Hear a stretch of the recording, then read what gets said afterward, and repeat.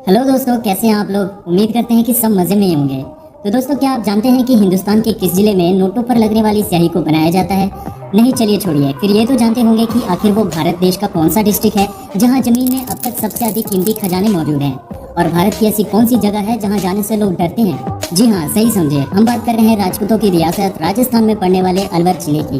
वो जिला जो मौजूद 33 राजस्थानी जिलों में से एक है, जो न केवल भारत में बल्कि पूरी दुनिया भर में अपने राजवाड़ों और महाराजा कल्चर के लिए मशहूर है।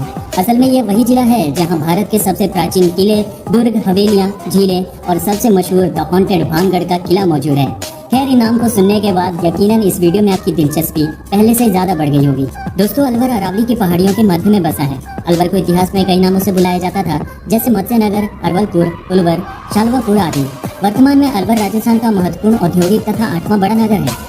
तो दोस्तों, अगर बात करें इस क्षेत्र के एक्चुअल लोकेशन की, तो यह जगह भारत की राजधानी दिल्ली से दक्षिण की ओर 150 किलोमीटर की दूरी पर है। तो वहीं सूबे की राजधानी जयपुर से इस जगह की दूरी तकरीबन बराबर ही है। जिले का कुल क्षेत्रफल 8,380 वर्ग किलोमीटर है, जो कि भारत देश के 640 जिलों में से 70वें नंबर का बड़ा जिला है। तो वहीं इस जिले में तकरीबन 4,62,000 जन की आबादी मौजूद है। इस जिले के अंतर्गत कुल 8 विधानसभाएं आती हैं, जिनमें कि किशनगढ़ और बहरर कुछ मशहूर नाम हैं।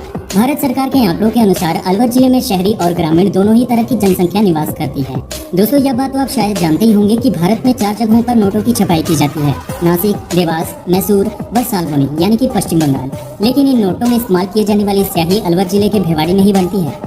दोस्तों, यातायात व्यवस्था को सुधारने के लिए अलवर भारत का ऐसा पहला शहर होगा जहां इंटीग्रेटेड ट्रैफिक मैनेजमेंट सिस्टम लगाया जा रहा है। इस टेक्नोलॉजी के जरिए रेड लाइट सिग्नल जंप करने वाले और ओवर स्पीड गाड़ी चलाने वाले चालकों की नंबर प्लेट के फोटो खींचे जाएंगे, जिसका मतलब है कि उनके घर पहुंचने से पहले ही उनका चालान कट जाएगा। दोस्तों, यकीनी तौर पर इस जिले का भारत देश के इतिहास में एक अहम स्थान रहा है। महाराजा राव प्रताप सिंह और प्रतापी राजा बख्तावर सिंह प्रभाकर की ये धरती बदलते दौर के साथ कई तब्दीलियों की गवाही रही है।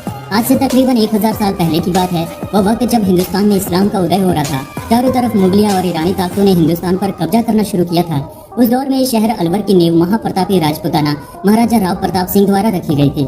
वही इस महान राजवाड़े के पहले शासक भी थे। दोस्तों, क्या आप यह प्राचीन तथ्य जानते हैं कि महाभारत काल में हस्तिनापुर साम्राज्य से पांडवों की बेदखली के बाद उन्होंने अपना अधिकांश वक्त उस समय की वीरानी जगह, जिसे आज हम अलवर के नाम से जानते हैं, वहीं बिताया था। मगर वहीं कुछ हवालों से इस जानकारी पर कुछ संदेह जाहिर होते हैं। दरअसल इस पर कुछ लोगों का कहना है कि पांडवों ने उस वक्त अलवर नहीं बल्कि हिमालय के पर्वतों पर बिताया था। भानगढ़, ये नाम मानो समूचे अलवर जिले की फिजाओं में गूंज सा रहा है। आखिर यही तो मकसद है इस शहर में लोगों के आने का। पर क्या आप भानगढ़ के किले की शापित होने से जुड़े रहस्य को जानते हैं? नहीं तो हम आपको बताते हैं। दरअसल ये बात है आज से 500 साल पहले की, जब एक तांत्रिक ने अपनी तंत्र विद्या का गलत इस्तेमाल करके इस जगह की राजकुमारी रत्नावती को अपने वश में करने के लिए एक जादुई काढ़ा या फिर कहें कि एक मैजिकल स्पेल बनाया। मगर रत्नावती एक बेहद समझदार लड़की थी। उसने तांत्रिक की चाल का पता लगा लिया और फौरन उसे गिरफ्तार कर मौत की सजा दे दी। मगर अंत में जाते जाते तांत्रिक ने इस किले और संपूर्ण भानगढ़ को बर्बादी का शाप दे दिया। और इस पर गांव वालों का तब से लेकर आज तक यह मानना है कि उस किले और आसपास मौजूद वीराने में तांत्रिक की आत्मा भटक रही है। दोस्तों, यह बात सुनने में अजीब थोड़ी जरूर लगेगी, लेकिन अलवर जिले के कुछ गाँव तेजी से महिलाओं की खरीद फरोख्त की नई मंडी के रूप में भी उभर रहा है। अलवर में दूसरे जिलों व प्रदेशों से बड़ी संख्या में महिलाओं व बच्चियों को खरीद कर लाया जा रहा है और बाद में इन्हें देह व्यापार सहित अन्य गलत धंधों में धकेला जा रहा है। सितंबर 2015 में एनईबी थाना पुलिस ने खुदनपुरी से जबरन देह व्यापार में लिप्त 2 महिलाओं को मुक्त कराया। इनमें से एक महिला झारखंड व दूसरी आसाम से खरीद कर लाई गई थी। खैर दोस्तों, जैसा कि हमने पहले ही जाना, इस जगह को टूरिज्म हब यानी कि घुमाइश का अड्डा भी कहा जाता है, क्योंकि ये जिला राजस्थान जैसे राज्य में है, जो कि पहले से ही टूरिज्म और अपने अजब गजब हिस्टोरिकल मॉन्यूमेंट्स को लेकर मशहूर है। तो यहाँ पर एक अच्छे टूर प्लेस का तो होना बनता ही है। और हो भी क्यों ना, इस डिस्ट्रिक्ट की पहचान है यहाँ की हवेलियाँ और किले, जो बीते वक्त में दोहराए इतिहास की गवाह होने के साथ ही आज के वक्त में शांत पड़े खंडहरों की शक्ल ले चुके हैं। मगर दोस्तों, इन सब के बावजूद भी यहाँ आने और उसके बाद इन जगहों से जी लगाने के अपने ही कुछ प्रोज हैं। और इसी कड़ी में आइए अब नजर डालते हैं यहाँ पर मौजूद प्राचीन और बेस्ट टू विजिट किलों पर। दोस्तों, सबसे पहले बात करते हैं बाला किला की, यानी कि यंग फोर्ट। दोस्तों, बाला किला को 10वीं सदी में एक पहाड़ के ऊपर बनाया गया था। इस किले की खूबसूरती है इसकी बालकनी और मार्बल से बने कॉलम। इस किले में 6 गेटों से एंट्री की जा सकती है। Next is Alwar city palace. दोस्तों, इस पैलेस को राजा बख्तावर सिंह द्वारा 1793 की सदी में बनवाया गया था। यह पैलेस राजपूताना और इस्लामिक स्टाइल की वास्तुकला का अद्भुत संगम है।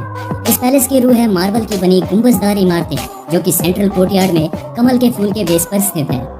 नेक्स्ट इज कुर्जन विहार। यह बाग 1868 में बनाया गया था और यह हरियाली से भरपूर है। पहले इस बाग का नाम कंपनी गार्डन था, लेकिन बाद में महाराजा जय सिंह ने इस नाम को बदलकर कुर्जन विहार कर दिया।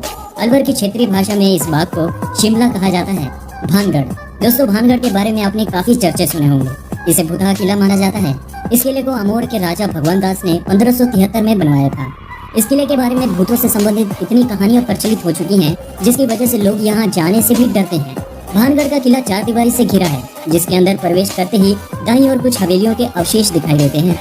यह किला चारों ओर से पहाड़ियों से घिरा हुआ है और बारिश में तो यहाँ का मौसम देखने वाला होता है।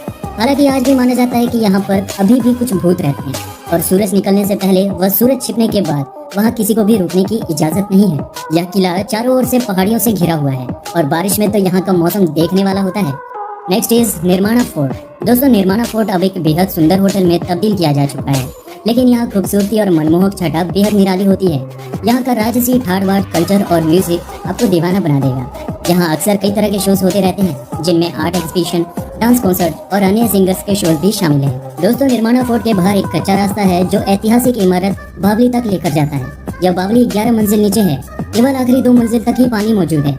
राजस्थान के इतिहास के पन्नों में दर्ज बावली का निर्माण 1700 ईस्वी में हुआ था और यहाँ करीब 170 सीढ़ियाँ उतरकर ही पानी तक पहुँचा जा सकता है। वहीं दोस्तों, अगर आप इस जगह के कुछ प्रचलित खान पान के आइटम्स को जानने में इंटरेस्टेड हैं तो देखना जारी रखें, क्योंकि ऑब्वियसली यहाँ आपको एक से बढ़कर एक राजस्थानी पकवानों और व्यंजनों का सेवन करने का मौका मिलेगा। और इन्हीं में से कुछ राजस्थानी डिशेज हैं दाल बाटी चूरमा, गट्टे की सब्जी, लाल मांस, मिस्सी रोटी और एक्सोटिक मसालेदार लहसुन की चटनी। वहीं खाने के बाद मीठे में आपको मिलेगा स्पेशल अलवर मिल्क केक, कलाकंद और घेवर। वेल दोस्तों, इन सब के मजे तो तभी मिलेंगे जब आप एक्चुअली अलवर जाएंगे, और जब आप चाहें तो यहाँ के हैंडीक्राफ्ट्स मटेरियल्स खरीदना मत भूलिएगा, क्योंकि यहाँ के हैंडीक्राफ्ट्स भारत ही नहीं बल्कि पूरी दुनिया में फेमस हैं, जैसे कि फैब्रिक्स, टॉयज, पपेट्स, बैंगल्स और भी बहुत कुछ। अलवर घूमने के लिए सबसे अच्छा मौसम अक्टूबर से मार्च का है। अगर आप भी यहाँ जाने के बारे में सोच रहे हैं या आप पहले ही यहाँ घूम चुके हैं तो अपनी एक्सपीरियंस हमारे साथ जरूर शेयर कीजिए। और इसी के साथ इस वीडियो को लाइक करके जल्दी से चैनल को सब्सक्राइब कर लें, ताकि हम आपके लिए ऐसे ही इंटरेस्टिंग वीडियोस लाते रहें। धन्यवाद।